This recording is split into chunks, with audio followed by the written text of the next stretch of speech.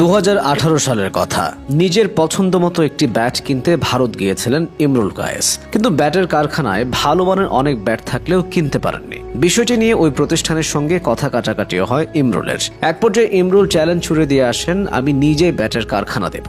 7 বছর আগে ভারতের সেই ব্যাট কারখানার স্টাফদের চ্যালেঞ্জ ছুড়ে আসা ইমরুল খুঁজছিলেন এমন কাউকে যার ব্যাট সম্পর্কে বিস্তর ধারণা আছে। এমন সময় ইমরুল জানতে পারেন ব্যাটের ডাক্তার হিসেবে পরিচিত আফতাব শাহিনের কথা। রাজশাহীর ছেলে শাহিনের মেরামত করা ব্যাটে খেলেছেন সচিন, সাঙ্গাকারা, গেইলরা। এখন খেলছেন রোহিত কোহলিরা।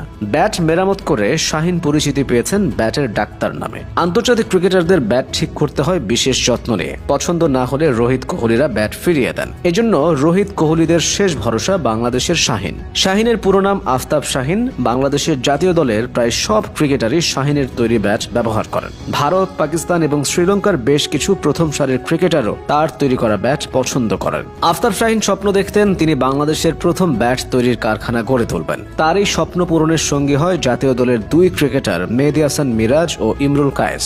রাজশাহীতে তৈরি হয়েছে আফতাবের ব্যাট কারখানা। কারখানাটিতে বিশ্বমানের A গ্রেডের ব্যাট তৈরি করা হচ্ছে। কারখানাটির নাম MKS স্পোর্টস।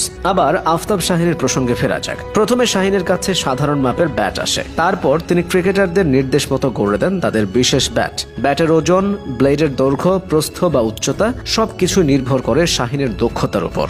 সাদা চোখে দেখতে একরকম মনে হলেও প্রতিটি ব্যাটের রয়েছে আলাদা আলাদা বৈশিষ্ট্য। প্রতিটি ব্যাটের ওজন, হাতলের মাপে ভিন্নতা থাকে। পড়াশোনা শেষ করে শাহিন কারিগরি প্রশিক্ষণ নিয়েছেন। ক্রিকেটের প্রতি ভালোবাসা থেকেই তিনি ব্যাট তৈরির কাজ করেন। আন্দ্রে রাসেল, সিকান্দার রাজার মতো ক্রিকেটাররাও ব্যাটের জন্য শাহিনের দ্বারস্থ হন। অস্ট্রেলিয়ার কিছু ক্রিকেটারও এখন ব্যাট তৈরি করেন বাংলাদেশের এই শিল্পীর কাছে। তিনি যেসব ব্যাট তৈরি করেন তার কাঠ আনা হয় ইংল্যান্ড থেকে।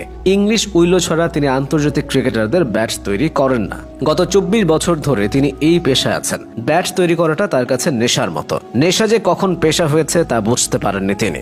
আফতাবের চেষ্টা থাকে আগের দিনের থেকে আরো ভালো এবং নিখুঁত ব্যাট তৈরি করা। আন্তর্জাতিক ক্রিকেটারদের ভরসায় তার সবচেয়ে বড় প্রাপ্তি।